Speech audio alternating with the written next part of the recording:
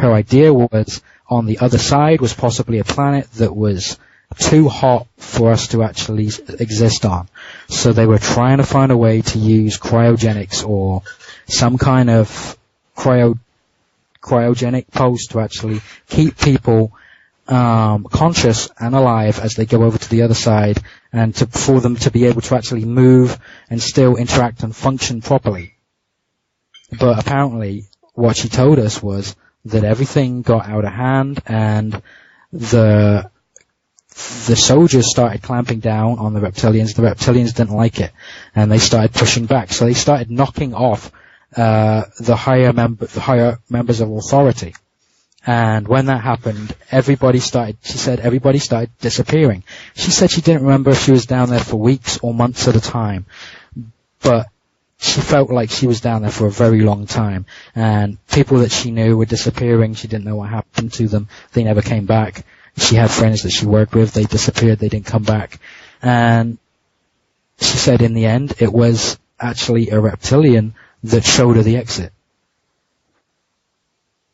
Yes, I remember that. But also, wasn't there also she called them units, in what in essence were the more recent robotic beings that are sort of created out of human DNA, but so they're partially human, but they're actually referred to as units. And she said that one of those, there was seemed to be some kind of love affair or, closeness that developed between her and one of them. Yes.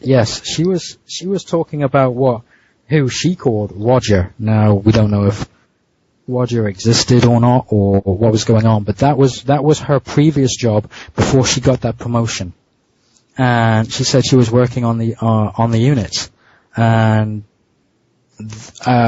what I can only describe as what she described to me as like Terminator type machines, except these she said they had facets of human emotion. They weren't devoid completely of human emotion because they were created from the skeletons of fallen soldiers and things like that. They were using it, or in some cases, I believe she said the previous one before that, they were actually growing people for these projects, especially for these projects.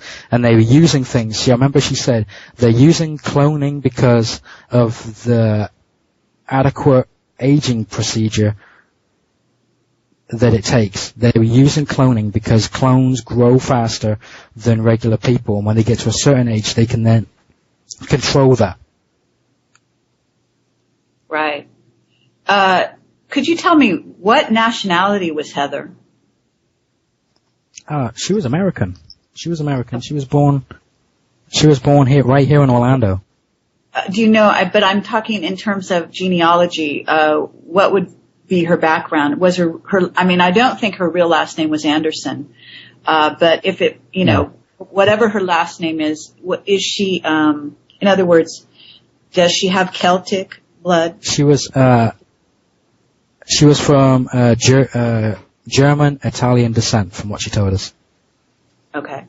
So very possibly, some Celtic in there. And you yourself apparently have Celtic. Is that true? Yes. Okay.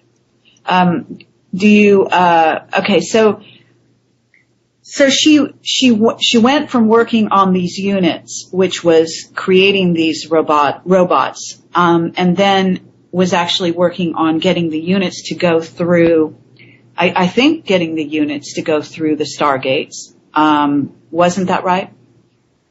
Yes, that was it. That was right. Okay. But there was also, maybe I'm mistaken, but when the people disappeared, is it possible they disappeared through the Stargate? Yes, it is. It is possible that that's where they went. Okay, but because she assumed that they were being killed. I'm sorry? She assumed herself that they were being killed. Oh, really? Okay. But I was wondering because I recall from reading the material, there seemed to be some trepidation associated in the fact that she was afraid she might be asked to go through the portal. Yes.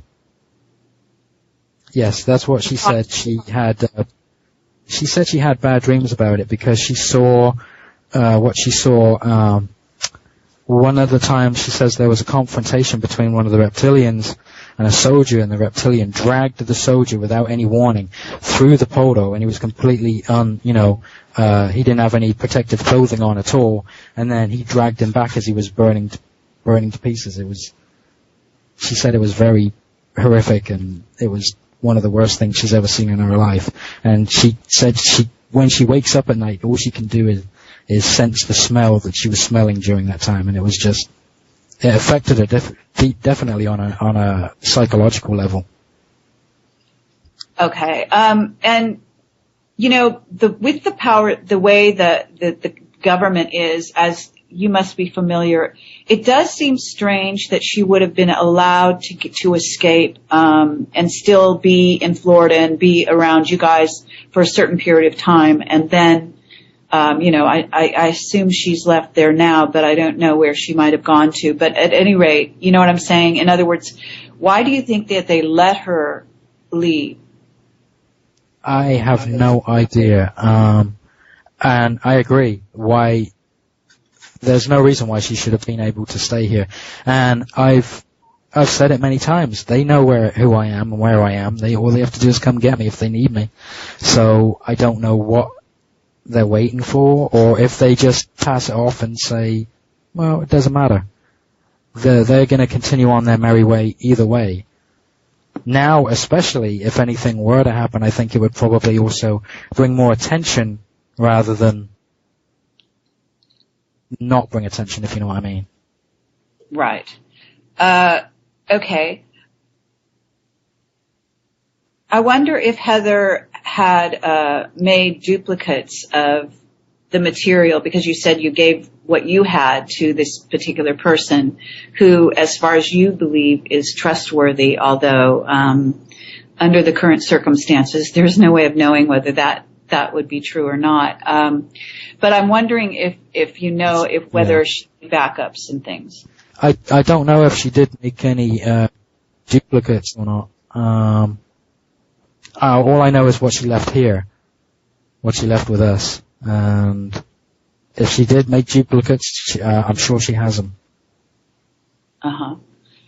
Okay. Were there any other people that were brought into the loop that were at all knowledgeable or tried to investigate the situation? The person that we both spoke about knew what was going on. That contacted you. Okay. And Devon and his wife, they also knew what was going on. Right. But they did not want to get involved publicly with it. Okay.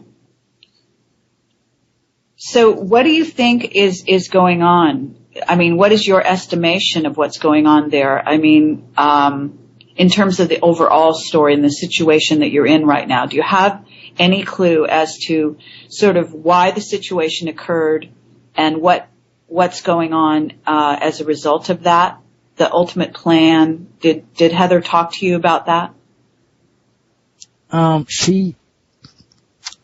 We discussed this. What she said was she was doing what she did because she wanted to make the world a safer, better place. She thought that these units were going to bring about world peace.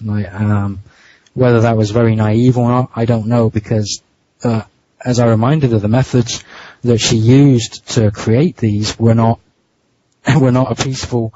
It was not a peaceful way they were put together. So how could they possibly be used for peace? But when they were costing lives just on creation. But that's what she honestly believed. But I think that as the time went on, and the longer that she spent with them, she saw another side of things that she didn't like, and that's when she decided she had to get out.